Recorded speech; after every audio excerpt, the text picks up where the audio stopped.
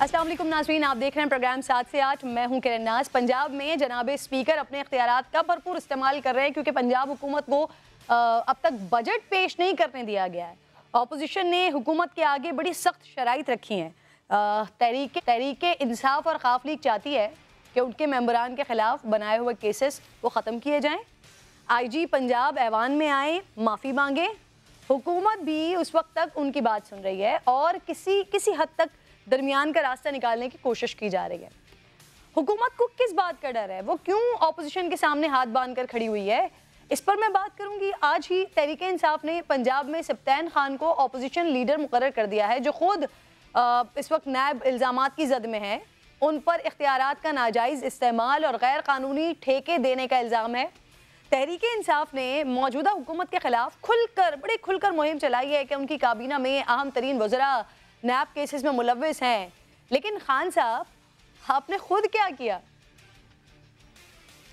ये जो चोरों की कैबिनेट बनी है, ये है इस मुल्क की तौहीन। इनको शर्म आनी चाहिए। कातिल को बना दिया इंटीरियर मिनिस्टर। लेके किसको आए हैं? चोर, चक्का, डाकू, कातिल, उसको आगे ऊपर बैठा दिया। आप जो बैठाया हुआ ऊपर, इसके ऊपर केस है, नौकरों के नाम पे पैसे लिए हुए हैं इसने, और इसको हमारे मुल्क के ऊपर मुसल्लत कर दिया। वालिद शहबाज शरीफ प्राइम मिनिस्टर बेल पे, बेटा हमजा शरीफ वो बेल पे, चीफ मिनिस्टर पंजाब। कैबिनेट में 60% लोग जमानत पे हैं।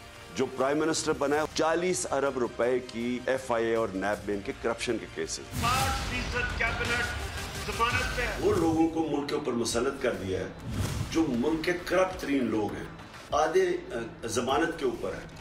तो खान साहब मौजूदा हुकूमत के लिए सवाल उठाते रहे, बिल्कुल वैलिड क्वेश्चन है आपका। ऑपोजिशन लीडर के लिए खान साहब को 150 अफराद में से एक भी ऐसा शख्स नहीं मिला कि जिस पर कोई इल्ज़ाम ना हो। ये बिल्कुल उसी तरह है जैसे वजारत आला के लिए खान साहब को अपनी पार्टी से कोई रुकन नहीं मिला। अब तो माशाल्लाह तहरीक इंसाफ पंजाब की पार्लिमानी पार्टी की क़यादत भी परवेज़ इलाही साहब कर रहे हैं। तहरीक इंसाफ पंजाब में शुरू से ही गैर मकबूल फैसले करती चली आ रही है। नाज़रीन, इस पर बात करने के लिए प्रोग्राम में मुझे ज्वाइन कर चुके हैं ब्यूरो चीफ लाहौर हैं नईम हनीफ साहब। आपको खुशामदीद कहूँगी। नईम हनीफ साहब, ये पंजाब में क्या हो रहा है, क्यों हुकूमत ब्लैकमेल हो रही है, हुकूमत की मजबूरियाँ क्या हैं, ज़रा वाज़ेह कीजिए। देखिए, बड़ी हैरत अंगेज़ बात है कि हुकूमत मसलत पसंदी का शिकार है। पंजाब के बजट के हवाले से 30 जून तक हर हाल में जो है वो बजट पेश किया जाना है, उसका मरहला है, उस पर बहस के सेशन होने हैं, उस पर 2 से 3 इजलास इसके बाद बुलाए जाने हैं, फिर ये प्रोसीजर कंप्लीट होना है और तब जाके अगले माह की तनख्वाहें जो हैं पंजाब में सरकारी मुलाजमीन को दी जाएगी, बाकी अखराजात किए जा सकते हैं। मगर जो शराइत रख रही है अपोजिशन और चौधरी परवेज़ इलाही, वो जो एक वाक़या हुआ था वज़ीर-ए-आला पंजाब के इंतखाब के दौरान जब डिप्टी स्पीकर दोस्त मोहम्मद मज़ारी पर हमला किया गया और वहाँ पर तशद्दुद के वाक़यात हुए और पुलिस को इंटरफेयर करना पड़ा, चीफ सेक्रेटरी को आना पड़ा, IG पंजाब को आना पड़ा। तो आज शर्त ये रखी है अपोजिशन ने और चौधरी परवेज़ इलाही साहब ने कि IG पंजाब असेंबली के ऐवान में आके फर्दन हर अपोजिशन के रुकन से माफी मांगेंगे और उसके बाद चीफ सेक्रेटरी आके माफी मांगेंगे। उसके बाद इस इजलास की कार्रवाई को आगे बढ़ाया जाएगा। देखिए, गवर्नर पंजाब की स्वाबदीद है। और नहीं मनीफ साहब, वो सारे माफी मांगने के साथ साथ जो एक वीडियो भी मंजर आम पर आई थी, जिस तरह से स्पीकर साहब लोगों को अंदर बुला रहे थे और फिर ये तशद्दुद और मारधाड़ का आगाज हुआ था, तो साथ साथ क्या वो भी माफी मांगेंगे? देखिए, ये सवाल तो वज़ीर-ए-आला पंजाब हमजा शहबाज शरीफ ने और हुकूमत ने और उनके इत्तेहादियों ने करना है ना, मगर अभी तक वो ये सवाल नहीं कर पा रहे। मुझे यही तो उनकी मसलत पसंदी और उनकी कमजोरी समझ नहीं आ रही अभी तक। और जब आपसे मैं बात कर रहा हूं, इस वक्त भी डेडलॉक बरकरार है। अब जो है एक हुकूमत की तरफ से तजवीज़ दी गई है कि चार रुकनी कमेटी दोनों तरफ से बना दी जाए। 4 जो नाम आए हैं हुकूमत की तरफ से, अपने नाम उन्होंने दे दिए हैं। खलील ताहिर सिंधु, मलक अहमद खान वजीर कानून जो है, हसन मुर्तजा और राना मशहूद अहमद खान। 4 नाम अब देगी जी अपोजिशन और उसके बाद वो फैसला करेंगे कि क्या वाकई IG पंजाब को कन्विंस किया जाएगा कि आप बजट पेश करने का जो मरहला डेडलॉक का शिकार है, इसकी खातिर आके माफी मांग लें। मगर मेरे पास ये इतला है कि IG पंजाब ने पैगाम दे दिया है वज़ीर-ए-आला पंजाब को कि वो अपनी कैप और बेल्ट उनके हवाले करके घर चले जाएंगे। कुछ दिनों से, कुछ महीनों से नईम साहब, ये जो पंजाब के मामलात चल रहे हैं ना, ये बड़ी गैर पार्लिमानी और गैर जमहूरी किस्म के मामलात हैं जो पंजाब असेंबली में दिखाई दे रहे हैं। जिस किस्म की चीजें हो रही हैं और स्पेशली जो स्पीकर साहब का पूरे मामलात में किरदार रहा है। मुझे कवर दिलशाद साहब भी ज्वाइन कर चुके हैं, साबिक सेक्रेटरी इलेक्शन कमीशन है, शुक्रगुजार हूँ आपकी। कंवर साहब, आप तक आवाज आ रही है तो सर ये कहिएगा कि ये स्पीकर पंजाब असेंबली के पास इख्तियार है सर कि वो बजट इजलास नहीं होने दें और अपनी मर्जी से इजलास को आगे लेकर जाएं सर? मैंने आपकी गुफ्तगू सुन ली है। ये दरअसल असूली तौर पर चौधरी परवेज इलाही साहब जैसे जहांदीदा शख्सियत है, उनको ये बच्चों वाली जो है मुतालबे नहीं करने चाहिए। आईजी पंजाब पंजाब का एक पूरे रियासत का एक नुमाइंदा होता है और चीफ सेक्रेटरी भी एक रियासत का नुमाइंदा है। आप उससे अगर फर्दर माफिया मंगवाएंगे तो पंजाब की रिट खत्म हो जाएगी, आईजी की रिट खत्म हो जाएगी। पंजाब का चीफ सेक्रेटरी अपनी ब्यूरोक्रेसी पर हुकूमत नहीं कर सकेगा। तो ये परवेज इलाही का मुतालबा जो है गैर माकूल और बेअसूल और जिद और हठधर्मी की अलामत है। वो तरह बड़ा सियासतदान है, वो स्पीकर सूबाई असम्बली रहे हैं, पंजाब के चीफ मिनिस्टर भी रहे, वो इस तरह की बातें मुतालबा नहीं करना चाहिए था। सर ये तो आपने मुझे एक इखलाकी जवाब बता दिया ना कि एक जहांदीदा सियासतदान है, उनको सूट नहीं करती हैं सारी चीजें, लेकिन क्या सर उनके पास आईनी कानूनी तौर पर ये इख्तियार है कि वो बजट इजलास को डिले करें, अपनी मर्जी से चलाएं सर? नहीं, जब ये चूंकि वजीर आला जो है ना पंजाब के, ये इंतहाई कमजोर विकेट पर खड़े हैं। लाहौर हाई कोर्ट के फैसले भी आने वाले हैं, 20-25 नशिस्तें जो हैं वो भी डिसीट हो चुकी हैं। तो ये अपनी मेजॉरिटी तो उनके पास नहीं है वजीर आला पंजाब के पास, लेकिन इससे कोई फर्क नहीं पड़ेगा। बजट अगर ये पास हो जाएगा, पास नहीं होता, मेजॉरिटी हासिल नहीं कर सकते, इसका बड़ा एक ये कहना कि ये हुकूमत खत्म हो जाएगी, ये दुरुस्त नहीं है। ये कानून में आयन में इसका कोई जिक्र नहीं है। ये सब रवायात है कि ये हुकूमत खत्म हो जाती है, हुकूमत इस्तीफा दे देती है। अगर ये बजट में कोई इस तरीके से मेजॉरिटी हासिल नहीं कर सकते तो गवर्नर पंजाब को इख्तियारात है कि वो फाइनेंशियल तो अपना ऑर्डिनेंस जारी करके इस बजट को पास कर सकते हैं। ये किसी को पता ही लगा, कोई जिक्र भी नहीं कर रहा है। पंजाब के गवर्नर के पास मुकम्मल इख्तियारात है जो फाइनेंशियल बिल जो है वो अपने ऑर्डिनेंस के जरिए को कामयाब कर सकते हैं और बिल पास कर सकते हैं। ये मुकम्मल इख्तियारात है गवर्नर पंजाब के पास। ठीक, अच्छा नईम हनीफ साहब, ये जो हुकूमत और ऑपोजिशन के दरमियान मामला चल रहे हैं, ये पहले से चल रहे थे या ये अचानक आज बजट पेश करने से पहले ये शराइत सामने आई हैं? हुआ क्या है ये? देखिए, ये बिल्कुल हुकूमत को इस चीज़ का अदराक था, इनके पास ये इन्फॉर्मेशन थी कि बिल्कुल उसी तरह जैसे रमज़ानुल मुबारक में तमाम मीडिया पर्सनस के और तमाम पार्लियामेंटेरियंस के रोज़े ख़राब किए गए, सुबह 11 बजे इजलास बुला के रात 11 बजे तक वहाँ पे लड़ाई झगड़े और हंगामा राई जारी रही, लोगों की अफ्तारियाँ सहरियों का इन्होंने ख्याल नहीं किया। बिल्कुल इनको ये अदराक था। ये बैकडोर एक अभी भी जो है एक डील चल रही है कि चौधरी परवेज इलाही साहब जो हैं, अगर उनको बतौर स्पीकर कंटिन्यू करने दिया जाए पंजाब में, तो वो जो है बिल्कुल हमजा शहबाज शरीफ और नून लीग की हुकूमत को नहीं छेड़ेंगे और अदम इस्तेकाम की तरफ कोई कदम नहीं उठाएंगे। इस तरह की डील्स चल रही थी। और जहां तक बात थी इनके खिलाफ अदम एतमाद की तहरीक जो है वो बददस्तूर मौजूद है पंजाब असेंबली के अंदर, और हुकूमत ने यह फैसला किया था कि अगर बजट जो है वो स्मूथली करने दिया जाता है और वो प्रोसेस जो है वो कंप्लीट हो जाता है आईनी मरहला, उसके बाद फैसला किया जाएगा। यानी कि यहां भी हुकूमत एक डील बनाने की कोशिश कर रही थी, जाहिर है आज उसमें फंसी। और कंवर साहब बता रहे थे गवर्नर साहब के पास इख्तियार है, मेरे पास इतला है कि हुकूमत जो है वो अदालत से रुजू करेगी और अदालती हुक्म के बाद जो है ये जो एक गैर आईनी तरीके से इस प्रोसेस को रोकने की कोशिश की जा रही है, अदालती हुक्म के बाद वो प्रोसेस कंप्लीट किया जाएगा और डिप्टी स्पीकर पंजाब असेंबली को कहा जा सकता है। उसकी एक छोटी सी रीजन बता दूं कि अगर वो मुअज़्ज़ज़ अदलिया नहीं बताती तो उस अदालत के जो मोहतरम जज साहब है उनकी तनख्वाह भी नहीं मिल पाएगी उनको 30 जून के बाद। सही। अच्छा, मुझे ये कहिए कि ऑपोजिशन लीडर पंजाब के मामले पर भी इमरान खान साहब ने एक ऐसे शख्स का इंतखाब किया है नहीं कि जो खुद नैबज़दा हैं, पार्टी में पाकिस्तान तहरीक इंसाफ में इस हवाले से क्या राय सामने आ रही है? और फिर ये परवेज इलाही साहब क्यों तहरीक इंसाफ के इजलास की सदारत कर रहे थे पंजाब में? क्या पाकिस्तान तहरीक इंसाफ का कोई नुमाइंदा नहीं बचा क्या? किरण, पंजाबी की एक मिसाल है, खान पीन नू बांदरी डंडे खान नू रिच।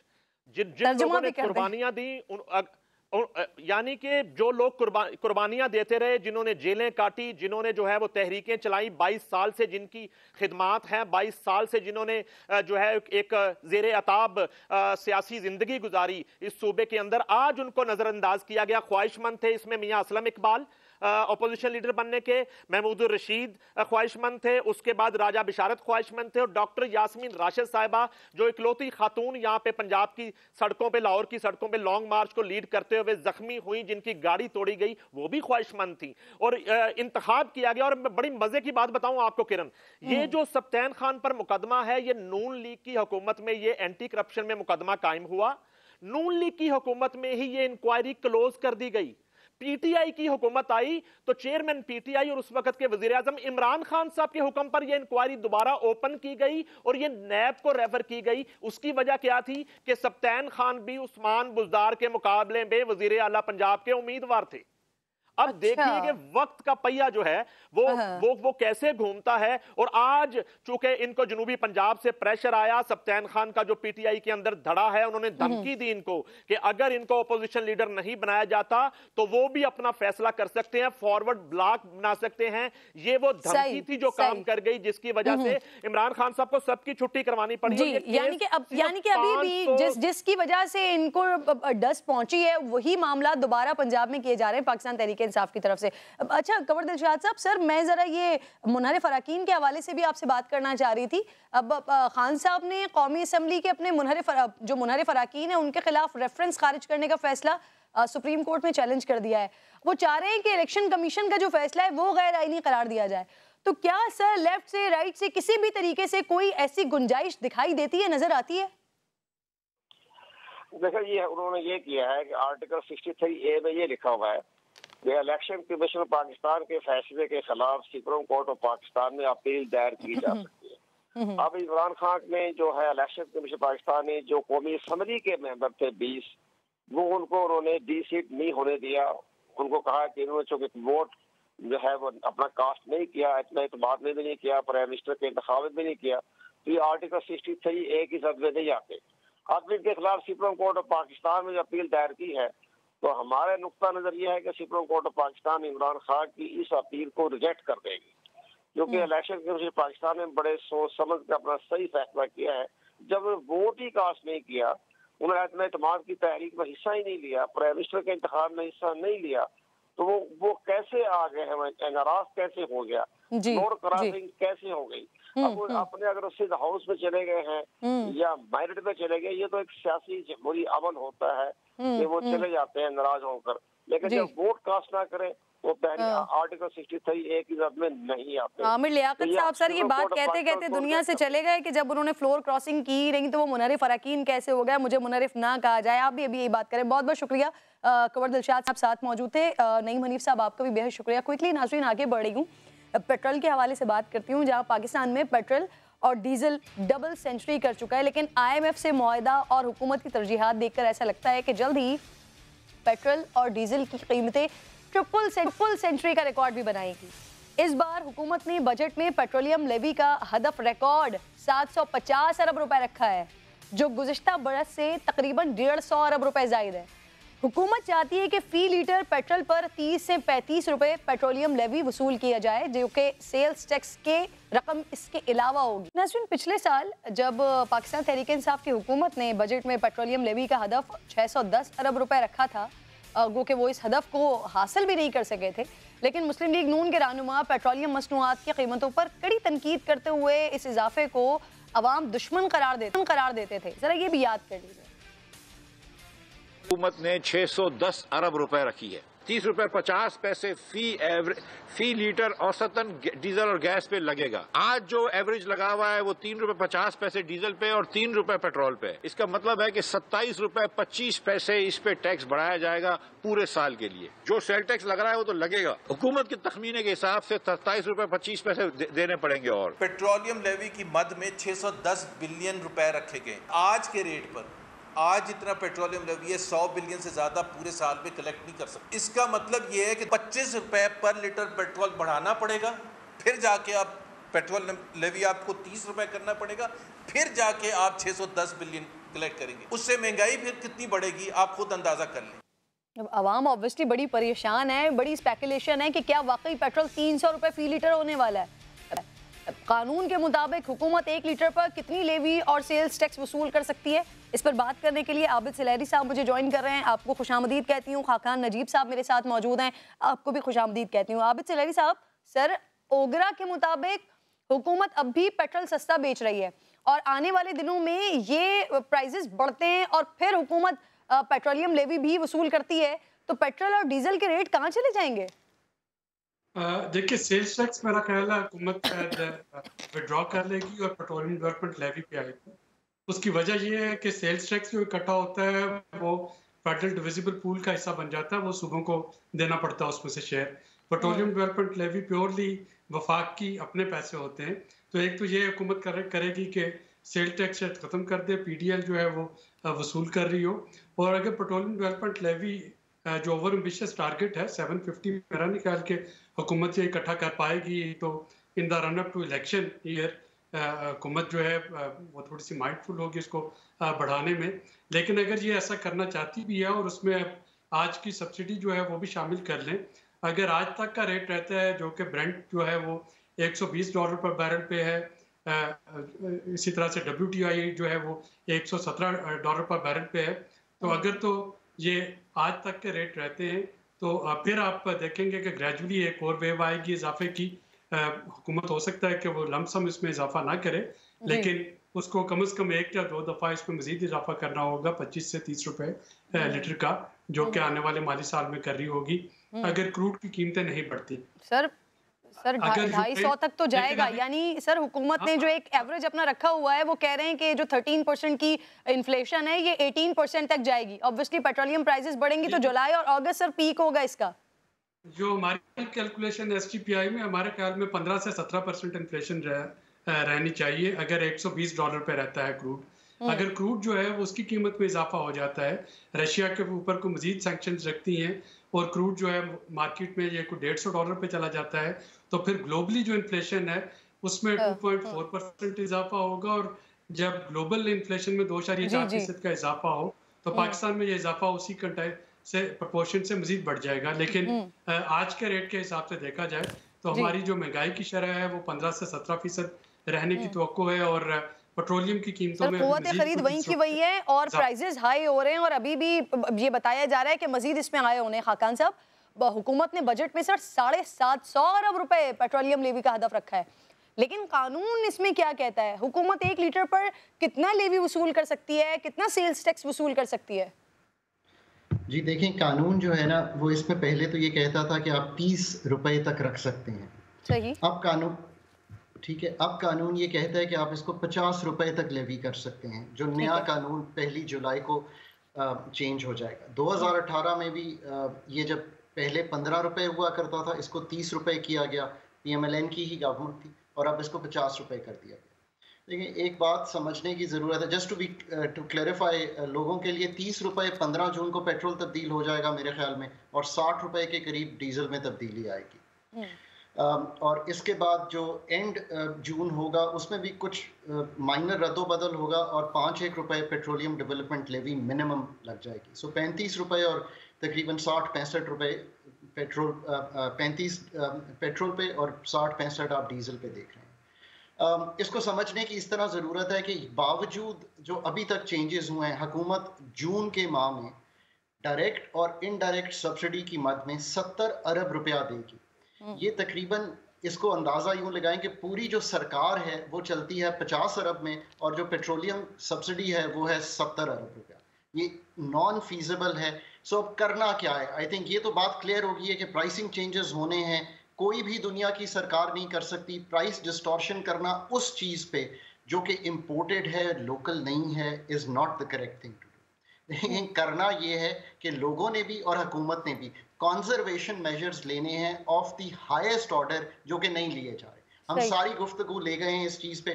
कंजर्वेशन से मतलब यह है कि ये 26 डिग्री तक अभी आपने एयर कंडीशनिंग सेटअप की हुई है, इसको 28 या 30 कर दीजिए, सो 44 डिग्री से तो बेहतर हो जाएगा। कंजर्वेशन से मतलब यह है कि सैटरडे संडे जो है उसको कार फ्री कर दीजिए, और मतलब कम हार्ड ऑन दिस।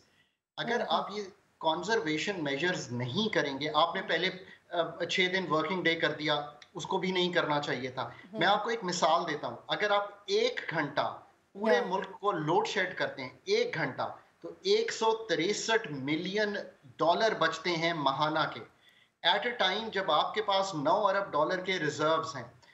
पाकिस्तान की जो नैरेटिव है उसको सही करें। Pakistan is looking at a very very crisis like challenge. इस चैलेंज को हल सिर्फ कंजर्वेशन सर, ये आप 1 घंटा शायद मजमूई की बात कर रहे हैं कि एक साथ पूरा घंटा जो है वो पाकिस्तान को बंद कर दिया जाए, वरना यहाँ तो 10-10 12-12 घंटे की लोड शेडिंग रोजाना की बुनियाद पर हो रही है। अच्छा आबिद साहब मुझे बताइएगा, ये बजट देने के बाद सर हुकूमत IMF से डील करने में कामयाब हो जाएगी सर? क्योंकि डॉलर तो अभी तक मिल नहीं रहे हैं कहीं से।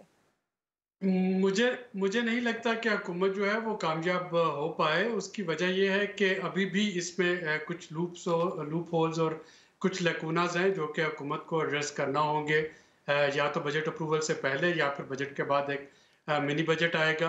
कुछ तो टैक्स के लैकूनाज हैं जिस पे खाकान साहब लिख रहे हैं, सो खाकान साहब से ज़्यादा बेहतर इसको एक्सप्लेन करेंगे। लेकिन कुछ लैकूनाज हैं जो कि GST एग्जम्पशन दी गई है, जो कि बहुत अच्छी बात है, दी गई है, बीजों पे दी गई है, इसी तरह से एग्रीकल्चर इक्विपमेंट पे, ट्रैक्टर्स पे दी गई है, इसी तरीके से सोलर पैनल पे दी गई है। लेकिन आपको याद हो कि पिछली गवर्नमेंट से एक पूरा मिनी बजट उस वक्त लिया गया था GST एग्जम्पशंस के खात्मे के लिए।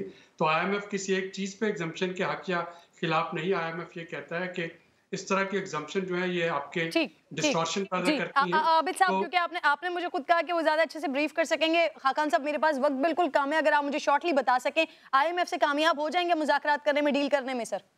I think the budget needs a serious rethink. इसमें CNIC की मराद दी गई हैं जो कि इंटरनेशनली एक्सेप्टेबल नहीं होंगी। इसमें कुछ चीज़ों को तब्दील किया गया है, स्पेशली पर्सनल इनकम टैक्स में, जिसमें जो 10 लाख कमाता है उसको महीने की 28,000 की छूट दे दी गई है, जबकि बेनज़ीर इनकम सपोर्ट प्रोग्राम में, और जैसे कि डॉक्टर सुलैरी ने एक टारगेटेड सब्सिडी का मुझे याद है EAC में प्रपोजल दिया था, उसके मुताबिक हम सिर्फ 2,000 दे पा रहे हैं। अब आप मुझे बताइए कि जो तो आपको फंड क्या कहेगा कि बहुत अच्छी बात है आपने 10 लाख पे 28,000 महाना की छूट दे दी, और जो बेनज़ीर, तुम इस पे तो एज ए पॉलिसी मेकर मैं ही नहीं एग्री कर सकता, तो फंड कैसे एग्री करेगा? There is a serious need to rethink the budget, IMF के लिहाज से भी और रिकंसिडरेशन की जरूरत है, आप ये कह रहे हैं। बहुत आपका, आप दोनों मेहमानों का साथ मौजूद थे। एक छोटा सा ब्रेक ले रही हूँ नाज़रीन, ब्रेक के बाद वापस आती हूँ।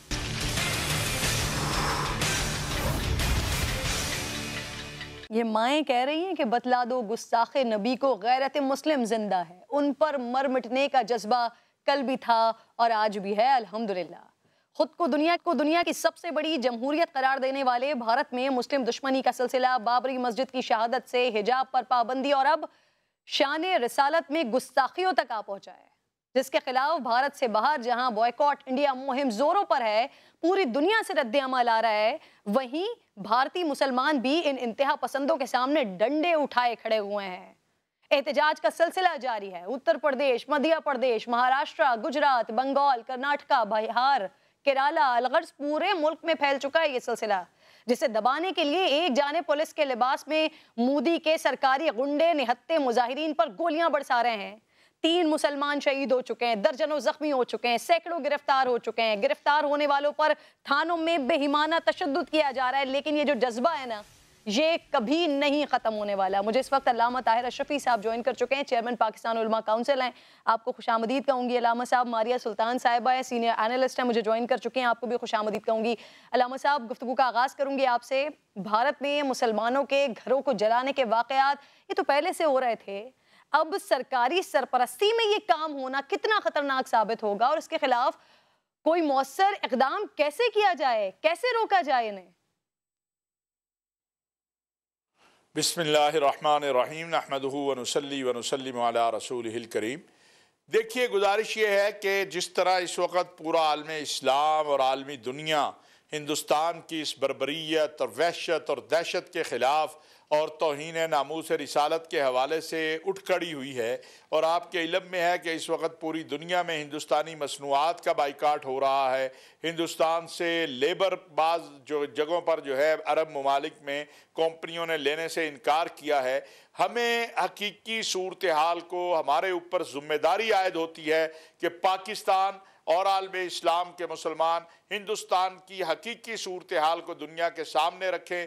जो मूदी हिटलरिज्म का, नाजीइज्म का मुजाहरा कर रहा है, बल्कि उससे आगे काम जा चुका है कि आप देखिए, अगर अपने आका अलैहिस्सलातु वस्सलाम की नामूस के लिए कोई मुजाहरा करता है, उसका घर जो है तोड़ दिया जाए, उनको कत्ल कर दिया जाए, शहीद कर दिया जाए। और ये बेवकूफ़ जानते नहीं हैं कि हमारे लिए हमारी जान, माल, इज्जत, आबरू, हमारी औलाद, हमारे माँ बाप, कोई चीज सय्यदुल अंबिया खातिमुल मुरसलीन हजरत मोहम्मद मुस्तफ़ा अहमद मुश्तबा सल्लल्लाहु अलैहि वसल्लम की नामूस के सामने हमारी किसी चीज की कोई हैसियत नहीं है, कोई औकात नहीं है अल्लामा साहब। और हमारा तो ईमान ही मुकम्मल नहीं होता ना जब तक उनकी मोहब्बत सबसे ज्यादा ना हो जाए। तो कुछ वहाँ पर जो दीनी जो इस्लामी जमातें हैं भारत में, वो इल्तिजा कर रही हैं, वो गुजारिश कर रही हैं मुसलमानों से कि वो इस एहतजाज को खत्म कर दें, वो पीछे हट जाएं। आपकी क्या राय है इस बारे में? ये चीज बताती है कि हिंदुस्तान और पाकिस्तान में फर्क क्या है। ये चीज बताती है कि जो दुनिया की अपने आप को सबसे बड़ी जमहूरियत कहते थे, वहां नाजीइज्म और बर्बरियत और सफाकियत और वहशत और दहशत का आलम यह है कि मुसलमान खौफ से मुसलमान अब कह रही हैं जमातें कि कहीं हमारे लोगों को नुकसान ना पहुंचे। लेकिन मैं ये बात भी कहना चाहता हूं कि जिन लोगों ने सय्यदुल अंबिया हजरत मोहम्मद मुस्तफ़ा अहमद मुश्तबा सल्लल्लाहु अलैहि वसल्लम की नामूस व ख़त्म नबूवत की चौकीदारी का आज़म किया हुआ है, उनको जिंदगी से क्या वास्ता है?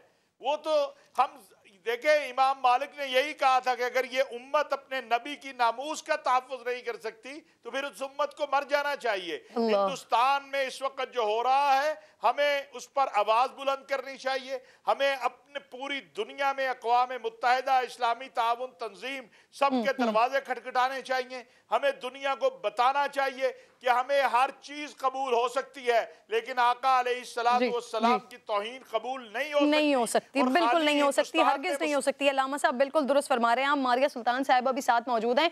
मारिया साहिबा, तो भारत नहीं बल्कि वहाँ के मुसलमानों के लिए उसे सेकंड पैलेस्टाइन कहना चाहिए और भारत को इसराइल कहना चाहिए। पहले इंतहा पसंद घरों को आग लगाते थे, अब तो पुलिस बिल्डोजर चला रही है। अब वीडियो मौजूद हैं, मुतासरीन के बयानात मौजूद हैं, लेकिन क्या वजह है कि किसी किस्म की कोई सुनवाई नहीं है? देखिए, इस वक्त हिंदुस्तान के अंदर एक बहुत बड़ी तब्दीली रूनुमा है और उसकी बुनियाद जो है सिटीजन अमेंडमेंट एक्ट के तहत और हिंदुत्व के तहत की जा रही है। इस कानून के तहत मुसलमानों को दूसरे दर्जे का शहरी करार दिया जाएगा। उसके साथ साथ न सिर्फ उनकी जमीनें जब्त की जाएंगी बल्कि उनके हक की शहरियत भी उनसे ले लिया जाएगा।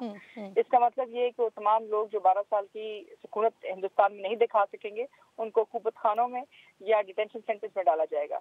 जैसे कि आपने एक जमाने के अंदर यहूदियों के खिलाफ जो है इस किस्म की सूरत हाल जर्मनी में देखी, यही सूरत हाल इस वक्त हिंदुस्तान के अंदर बनाई जा रही है। और जो इस वक्त हिंदुस्तान की हुकूमत कर रही है वो एक सोची समझी कानूनी तौर के ऊपर कानूनी दहशतगर्दी है जिसका सहारा लेते हुए ये काम कर रहे हैं। और अगर हम ये तवक्को रखते हैं कि हिंदुस्तान की अदालतें या हिंदुस्तान के कवानीन मुसलमानों के हक के लिए खड़े होंगे, तो हमें समझने जरूरी है कि जो सिटीजन अमेंडमेंट एक्ट आया है उसके तहत वो तमाम हुकूक मुसलमानों से और अक़लियतों से ले लिए गए। जी जी, बिल्कुल दुरुस्त आप फरमा रही हैं। इसके लिए ज़रूरी है कि अक़वाम मुत्तहिदा में जो तंजीमें बैठी हुई हैं वो कुछ करें, लेकिन 70 साल हो गए कश्मीर के लिए आवाज़ें उठाते उठाते कुछ नहीं हुआ और अब पूरे हिंदुस्तान में मुसलमानों के लिए अजियत शुरू हो चुकी है। बहुत बहुत शुक्रिया आप दोनों मेहमानों का। प्रोग्राम में आगे बढ़ रही हूँ नाज़रीन। अब वालिदैन की मर्ज़ी के बरखिलाफ़ पसंद की शादी ने एक नई बहस छेड़ दी है पूरे मुल्क में। इस वक्त इस्लाम में शादी के लिए लड़का और लड़की दोनों की रजामंदी ज़रूरी है और हमारे माशरे में अक्सर औक़ात वालिदैन की रज़ा को बच्चों की मर्ज़ी पर तरजीह दी जाती है। लेकिन बदकिस्मती से सोशल मीडिया और दीगर अवामिल की वजह से आज वालिदैन और बच्चों में एक जनरेशन गैप है जो कि बढ़ता जा रहा है, जिसका नतीजा एक्सट्रीमिज़म है। कहीं बच्चे बगावत पर उतर आते हैं, घरों से फ़रार हो जाते हैं, कोर्ट मैरिज का रास्ता इख्तियार कर लेते हैं, तो कहीं वक्ती तौर पर वो वालिदैन की मर्ज़ी से शादी कर तो लेते हैं, लेकिन फिर इस नापसंदीदा साथ से जान छुड़ाने के लिए ऐसे इंतहाई कदम उठा लेते हैं कि अल्लाह की पनाह, कि किसी की जान लेने से भी गुरेज नहीं करते। कराची के नौजवान का केस भी कुछ ऐसा ही है, जिसका निकाह उसकी कज़न से हुआ, लेकिन इस निकाह में लड़की की अपनी मर्जी शामिल नहीं थी क्योंकि वो सोशल मीडिया के जरिए बनाए गए अपने दोस्त से शादी करना चाहती थी। उसने घर वालों के दबाव पर निकाह के लिए हामी तो भर ली, लेकिन फिर कैसे एक बज़ाहिर सादा, मासूम और कम उम्र देखने वाली बच्ची ने मुबैना तौर पर अपने ही शौहर को मौत के घाट उतार दिया। ये कहानी दिखाती हूँ आपको।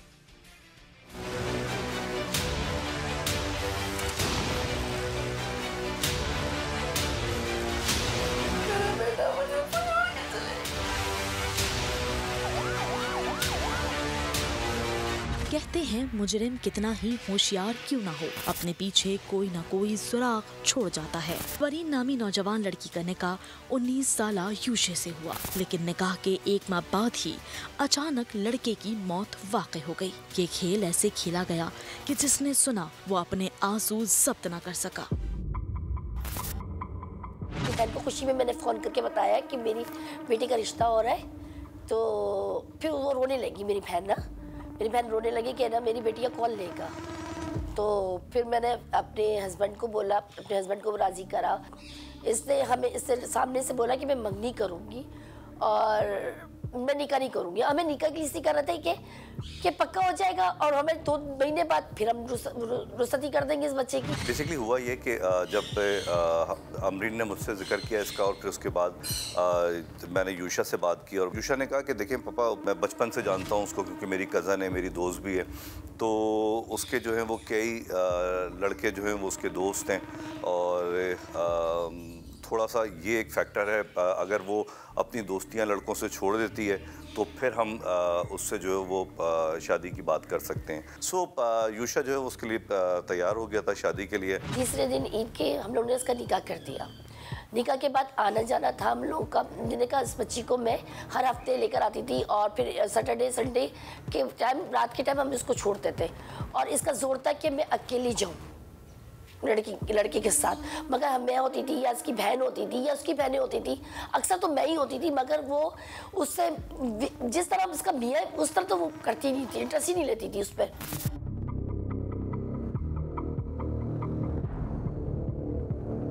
फिर एक दिन यूशे, उसकी बीवी अरीन और सारे घर वाले डिनर पर गए। वहां पहुंचकर अरीन ने अपने शौहर से जूस पीने की ख्वाहिश जाहिर की और दोनों करीबी वाक़े जूस कॉर्नर चले गए। जूस लिया, उसके साथ दोनों एक साथ गाड़ी में आके बैठ गए। वो हम लोगों ने उसके कैमरे में देखा है तो बिल्कुल सही था। वो जब गाड़ी में आके बैठा है तो अगर ये एक सिर्फ आप ले लो, मेरा तो ले लिया। उसके बाद इसकी हालत इतनी बुरी हो गई, इसके मुंह से झाग आ रहा था और हाथ मुंह टेढ़े हो गए थे उसके। डॉक्टर ने कहा हम ये केस नहीं ले सकते, ये बहुत वो ऐसा केस है। डॉक्टर ने कहा इसको तो किसी ने जहर दिया है। जिस हालत में मेरा बेटा किया वो अल्लाह किसी के दुश्मन को भी नहीं देना। जो हमें हालत बुरी लग रही थी अपने बच्चे की।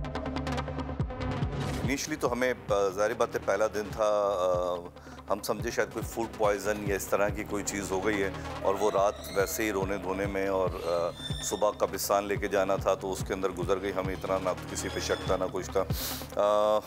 हम खुद भी अब ये थे कि हो क्या गया है हमारे साथ। हम इसका पोस्टमार्टम करवा चुके थे तो, और जब हॉस्पिटल वालों ने कह दिया कि इसको जहर दिया है। यूशे की मौत के बाद उसकी बेवा का घर वालों के साथ रवैया यकसर मुख्तलिफ हो गया, लेकिन इसके पीछे भी कुछ खास वजह थी। जब मेरे बेटे की मैयत आई है घर के अंदर तो एक कुराम मचा हुआ था। सब लोग कितना बुरी तरह रो रहे थे मेरे बच्चे को देख के, मगर जितने लोग थे वहाँ पे कह रहे अरीन की आंखों में आंसू नहीं है। इसका रवैया जब चेंज हुआ, जब इसका यूशा का इंतकाल हुआ ना, वो हमारे साथ इतनी अच्छी हो गई थी, कितनी मीठी हो गई थी कि हम परेशान थे। तो मैं इसको टोकती थी, जब ये यूशा जिंदा था तो क्यों नहीं करती जिससे बात, तुम इस तरह क्यों नहीं थी। जब दूसरे दिन जैसे ही हम इसको दफना के वापस आए तो उसके दोस्तों ने यूशा के हमें बताया कि इस लड़की के जो हैं वो कोई बॉयफ्रेंड है जो कि यूशा को धमकियां दे रहा था कत्ल की, और उसने निकाह वाले दिन भी उस पर अटैम्प्ट किया था मर्डर का। फिर हमें हुआ कि कुछ गलत हो रहा है इस बीच में। हमने यूशा की मोबाइल खोला है तो वहाँ से बहुत सारी चीज़ें रिकवर हुई। एक लड़के के वॉइस नोट मिले। फिर हमने अरीन से पूछा तो अरीन ने कहा, पहले तो उसने इनकार किया कि मैं इसको नहीं जानती, लेकिन जब हमने उसकी चैट निकाल के उसको दिखाई और उसकी वॉइस सुनाई और यूशा के दोस्तों को सामने ले आए तो फिर उसने इकरार किया कि हाँ मेरा बॉयफ्रेंड है, लाहौर में रहता है और हम पिछले 3-4 साल से मेरी उससे दोस्ती थी और वो यूशा को जो है ना वो धमकियां दे रहा था और मैं उसको समझा रही थी और लेकिन वो समझ नहीं रहा था और जो है वो यूशा हो सकता है मर्डर उसने ही किया हो। वो यूशा को धमकियां दे रहा था। तो अरीन ने अपने तीसरे दिन ही जो है ना, वो जैसे उसने देखा कि हमने यूशा के मोबाइल में से चीज़ें रिकवर करना शुरू की हैं, तो इसने अपना मोबाइल फ़ोन से सारी चैट डिलीट कर दी। और उसके बाद उसने कहा कि उसके बाद उसने एक नया इल्ज़ाम लगाया उस लड़के के ऊपर कि मेरी सारी जो पासवर्ड है उस लड़के के पास है। और यही बयान उसने जो है ना वो फिर बाद में FIA को भी दिया। लेकिन हमारे सामने वो बिल्कुल नन्ही बच्ची बनी रही है। उसने जैसे वो बिल्कुल बेकसूर है, उसने सब चीज़ें अपने बॉयफ्रेंड के ऊपर डाल दी कि इसने मर्डर कराया होगा तो कराया होगा, मैं इस सारे मामले से दूर हूँ। और मैंने यूशा को पहले ही बता दिया था कि भाई ये मेरा बॉयफ्रेंड है, आप किसी तरह इसको संभाल लो। तो वो तो उसको खुद हैंडल कर रहा था। यूशे को मारने का मंसूबा भी मुबैना तौर पर अरीन ने सलमान के साथ मिलकर ही बनाया। बेसिकली जो चैट हमें वहाँ से सलमान की मिली है, उसमें अरीन का एतराफ़ जुर्म भी शामिल है, जिसमें एक चैट के अंदर अरीन उससे कह रही है कि पार्सल तुम जल्दी आज ही भिजवा दो और मैं इसको इस दफ़ा अपने हाथों से मारूंगी और ये बच नहीं सकेगा। इस तरह की चैट जो है वो अरीन अपने बॉयफ्रेंड के साथ, सलमान के साथ कर रही है। एक और चैट के अंदर वो अरीन इससे कहती है कि अपनी फैमिली से कहो कि मुझे बचा ले, क्योंकि पुलिस जो है ना वो मेरे घर आने वाली है और वो आके जो है ना वो मुझे गिरफ्तार कर लेगी। तो उसके बाद हुआ ये कि सलमान ने अपने वीडियो बयान में एक्सेप्ट किया है और यही सब चीज़ें जो है वो उसकी चैट से भी हमें मिल गई कि जो जहर है वो उसने वहाँ से ख़रीदा है, लाहौर से। और ख़रीदने के बाद उसका एक पार्सल बनाया, डब्बा बनाया। उस डब्बे के अंदर एक जूता रखा है उसने, अरीन के शूज़ रखे हैं रेड कलर के और कुछ चॉकलेट्स रखी हैं और उनके नीचे एक कागज़ के अंदर उसने वो जहर जो है वो पार्सल भेजा कराची में अरीन की एक और जानने वाले को, जो कि अरीन की फैमिली में कनेक्टेड था, और उसके घर वो पार्सल आया। उसने भी पुलिस में आके एतराफ़ कर लिया है। वारदात के बाद मोहब्बत का भूत सर से उतर गया और दोनों यूशा के कत्ल का इल्जाम एक दूसरे पर लगाते रहे। कहानी यहाँ खत्म नहीं होती। अरीन ने मुबैना तौर पर यूशा को जहर देने से पहले उसे किराए के कातिल से मरवाने की कोशिश भी की, जिसके लिए सलमान ने उससे हजारों रुपए मांगे, जो उसने अपने शोहर से ही लेकर सलमान को दिए। मुझे कज़न ने अपने दोस्तों में मिल गया तो मुझे वहाँ पे सलमान मिला। तो सलमान ने जब बताया कि ऐसी लड़की का नाम, उसका नाम है अरीन, जो कराची में रहती है, उसके साथ मेरा रिलेशन चल रहा है और ये लड़का बीच में आ रहा है, तो आप लिहाजा इसका पता करना है। अरीन कुछ भी पूछती कि यूशा आज कहाँ हो, तो यूशा ने बता दिया कि मैं आज यहाँ हूँ। तो वो लोकेशन मुझे सेंड कर दी कि नवाज़ भाई ये लोकेशन है और आप इसको उठवा लें, जल्दी चले जाएँ। अरीन ने ये तक प्लान बनाया, निकाह वाले दिन भी हुआ। निकाह से पहले ये हुआ कि जब ये भी पार्सल वाले ही था कि जब इन्होंने मुझसे पार्सल बोला कि मेरा दोस्त पार्सल लेकर आएगा, उससे तुम रिसीव करके मुझे दे देना। तो वो जो दोस्त था अरीन का, वो मैं था। तो अरीन और सलमान ने ऐसा प्लान बना के मुझे बताया। और मज़ीद इन्वेस्टिगेशन खुली है और वो किलर पकड़ा गया जिसको इन्होंने पैसे दे के प्रोफेशनली हायर किया था। तो फिर पता चला हमें कि एक्चुअली अरीन जो है वो इन्वॉल्व है इस सारी चीज़ से। अरीन और सलमान दोनों ही पेशियां भुगत रहे हैं। पुलिस के मुताबिक सबूत और शवाहिद इतने मजबूत हैं कि दोनों का सजा से बचना नामुमकिन नजर आता है। प्रोग्राम का वक्त खत्म हो गया। नाज़रीन से मुलाकात होगी कल। अपना ख्याल रखिए। अल्लाह के बाद।